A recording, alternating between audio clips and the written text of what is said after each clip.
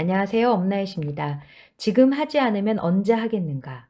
세계 최고 멘토들의 인생 수업. 팀 페리스 지음, 박선영, 정지연, 옹김. 토네이도에서 나온 책이고요. 오늘은 네 번째 동영상입니다. 지은이 팀 페리스는 세상에서 가장 지혜로운 현자들을 찾아 그들과 깊은 대화를 하고 토론을 하고 인터뷰를 한 그 내용을 바탕으로 이 책을 완성했습니다. 네, 그 현자들이 입을 모아서 한 얘기는요. 당신의 삶에서 가장 소중한 것을 지금 하라.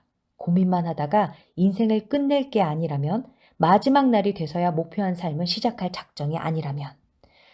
살면서 우리가 끊임없이 스트레스와 압박과 두려움과 불안에 눌리는 이유는 별로 중요하지 않은 일에 중요한 시간을 쓰고 있기 때문이라고 합니다. 지금 당장이 아니라 언젠가는 원하는 삶을 살 수 있을 것이라는 환상 때문이라고 합니다. 133명의 인생 현자들은 말합니다. 언젠가라는 시간은 없다고. 우리가 힘겨운 압박 속에서 살아가는 이유는 원하는 삶을 살지 못해서가 아니라 자꾸만 미루는 삶을 살기 때문이라고.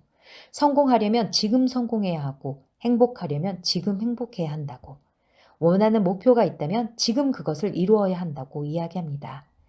이 책은 삶의 우선순위를 지혜롭게 조정해서 참된 삶을 얻은 사람들의 깊은 깨달음을 들려줍니다.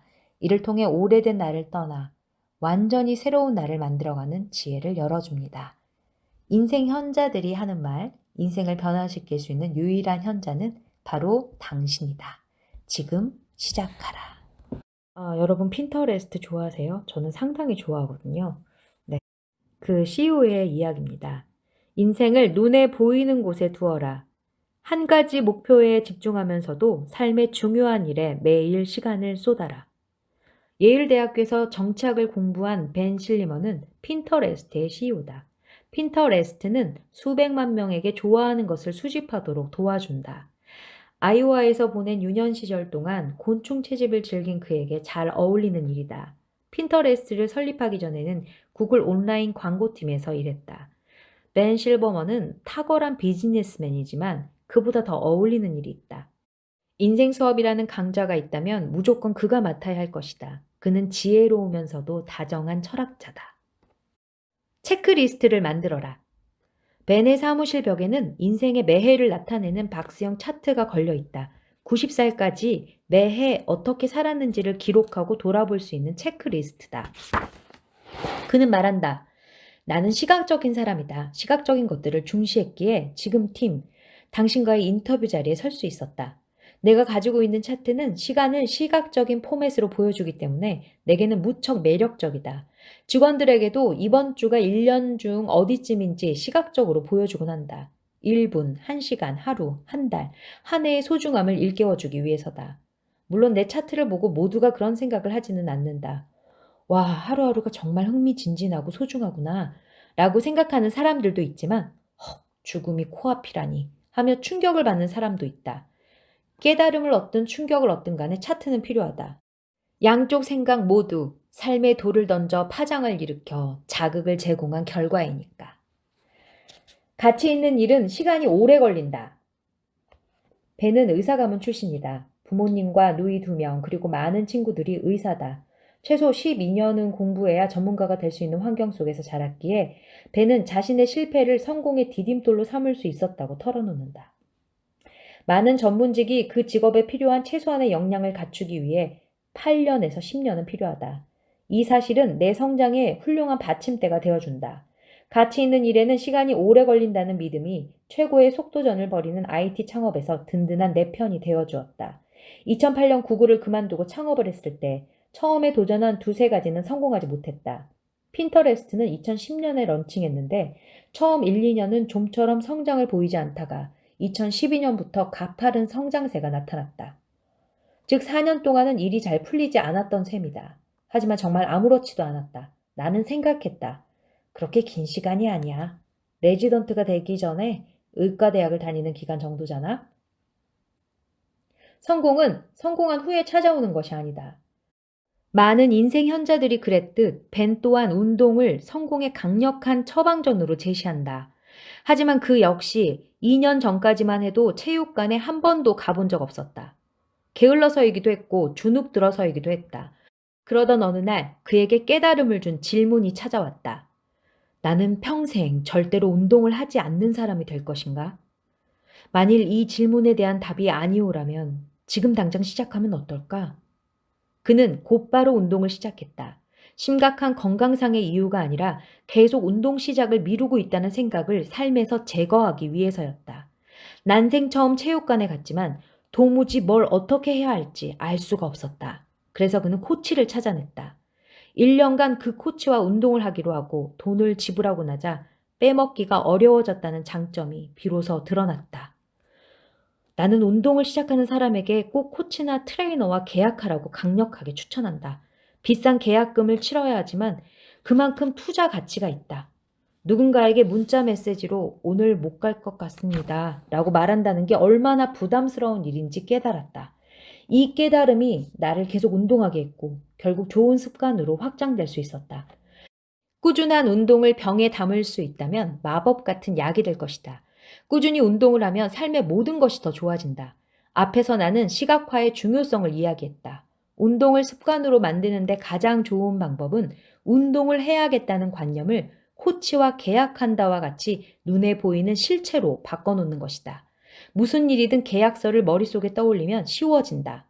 우리의 삶은 대체로 한 편의 시리즈와 비슷하다. 대학에 들어가고, 직장에 들어가고, 돈을 벌고, 결혼을 하고, 아이를 낳고, 그 다음에는 무엇을 하고, 모두가 이 정해진 길을 묵묵히 가는 게 인생일 수도 있다. 다만 이 운명 같은 길을 걸을 때 주의해야 할 것이 있다고 배는 말한다. 한 지점을 통과하면 다음 지점이 나타나는 직선적인 삶을 피할 수 없다면 우리는 인생에서 소중한 것들은 병렬 처리되어야 한다는 사실을 잊어서는 안 된다. 건강, 인간관계 등은 하나를 해치운 후 다음 것을 해치우는 순차적인 방식으로는 얻을 수 없는 가치다. 소중한 것들은 나중에 몰아서 한꺼번에 시간을 낸다고 잃을 수 있는 일이 아니기 때문이다. 4년 동안 아내에게 소홀히 해놓고 자, 이제 먹고 살만해졌으니 가족에게 충실해볼까? 라고 생각할 수는 없다. 건강이나 체력도 마찬가지다. 한 가지 목표에 집중하는 동안에도 삶의 다른 중요한 일에 매일 시간을 쏟을 수 있는 시스템을 갖추는 것이 중요하다. 성공은 성공한 후에 찾아오지 않는다. 성공은 동시적인 상태다. 열심히 일하며 꿈을 향해 뛰는 동시에 가족과 따뜻한 대화를 나누고 땀 흘리는 운동을 하고 소중한 사람들의 안부를 챙기고 좋은 책을 읽고 깊은 잠을 자는 것이다. 높은 성과자들과 시간을 보내라. 벤과의 인터뷰 중에서 가장 흥미로웠던 것은 실패에 대한 그의 남다른 견해였다. 그는 실패에서 배움을 얻을 수 있다는 건 잘못된 생각이라고 말한다. 실패에서 배우라는 말은 위로를 얻고 싶다면 옳다. 하지만 뭔가를 잘하는 방법을 배우려면 진짜 잘하는 사람을 관찰하는 데서 시작해야 한다. 빨리 달리는 법을 배우려면 실패한 단거리 주자가 아니라 정말 빨리 달리는 사람을 연구해야 한다. 물론 실패했을 때는 어떻게 하면 더 좋았을까를 생각하며 최대한의 교훈을 얻어야 할 것이다. 단, 실패가 주는 교훈에는 오랫동안 감정의 무게가 실린다는 점도 알아야 한다. 즉, 대체로 사람들은 실패에 대한 무거운 혐오가 있기 때문에 자칫 너무 지나치게 오랫동안 실패한 것에 압박을 느낄 위험이 있다는 것이다. 나는 직원들에게 실패에 따른 문제 해결에 너무 과한 초점을 맞추지 말 것을 주문한다. 그 대신 가장 높은 성과를 올리는 사람들과 시간을 보낼 것을 일깨운다. 실패는 될 수 있는 한 가볍게 다뤄질 필요가 있다. 생각을 종이 위에 꺼내라. 마지막으로 탁월한 CEO로서의 벤이 갖고 있는 좋은 습관 하나를 소개해보자. 벤은 집중이 되지 않거나 답이 잘 떠오르지 않을 때는 지금 이 순간의 상황에 대해 전부 글로 적어 머릿속을 비우면서 읽어본다. 이 또한 시각화와 밀접한 관련이 있다. 생각을 종이 위에 꺼내놓으면 좋은 연결고리나 단서, 영감을 얻을 수 있다고 벤은 설명한다. 지금 머릿속에 있는 생각들을 종이에 적고 한 걸음 뒤로 물러나 무슨 일이 일어나고 있고 무엇이 중요한가를 생각한다. 그러면 알게 된다. 우리는 중장기적 목표가 아니라 단기적으로 할 일이 많을 때 초점을 잃는다는 것을. 지금 신경 써야 할 일이 산더미라면 종이 위에 생각을 모두 꺼내놓은 다음 이렇게 질문을 던져라. 이것들 중 내게 장기적으로 가장 중요한 것은 무엇인가? 그러면 대부분을 지워버리고 다시 집중해야 할 것이 무엇인지 찾아낼 수 있을 것이다. 벤은 매일 아침 감사일기를 쓴다. 감사를 시각화하면 뇌가 자동으로 감사할 일들을 찾게 되어 행복해지기 때문이다. 감사일기는 긍정적인 낙관주의로 삶을 이끌어준다. 우리는 너무 부정적인 뉴스와 사건, 사고에 둘러싸여 있기에 긍정과 낙관은 아주 한가로운 얘기처럼 들릴 수 있다. 하지만 낙관주의를 삶에 퍼뜨리지 않으면 우리가 무엇을 잘하고 있는지를 알 길이 없다. 배는 이렇게 덧붙였다. 원하는 것, 꿈꿔왔던 일, 생각하면 미소가 떠오르고 가슴이 뛰는 목표가 있는가? 그렇다면 그것들을 모두 눈에 잘 보이는 곳에 두어라. 눈에 띄는 차트를 만들고 목표 달성을 차근차근 잘 보여주는 코치와 운동을 하고 생각을 종이 위에 옮기고 감사 일기를 쓰면서 나는 내 삶의 구체적인 실체를 점점 알아볼 수 있게 되었다. 무엇이 행복이고 무엇이 성공이고 무엇이 소중한지 나는 이제 쉽고 명확하게 알아볼 수 있게 되었기에 절대 놓치지 않을 자신이 생겼다. 이것이 내가 얻은 인생의 가장 큰 수확이다. 네, 여러분, 오늘은 여기까지 읽을게요. 오늘도 저와 함께 해주셔서 감사합니다. 오늘 내용이 여러분에게 도움이 되셨으면 좋아요와 구독하기, 그리고 공유하기 부탁드릴게요. 다음 시간에 또 좋은 책으로 찾아뵙겠습니다. 엄나이셨습니다.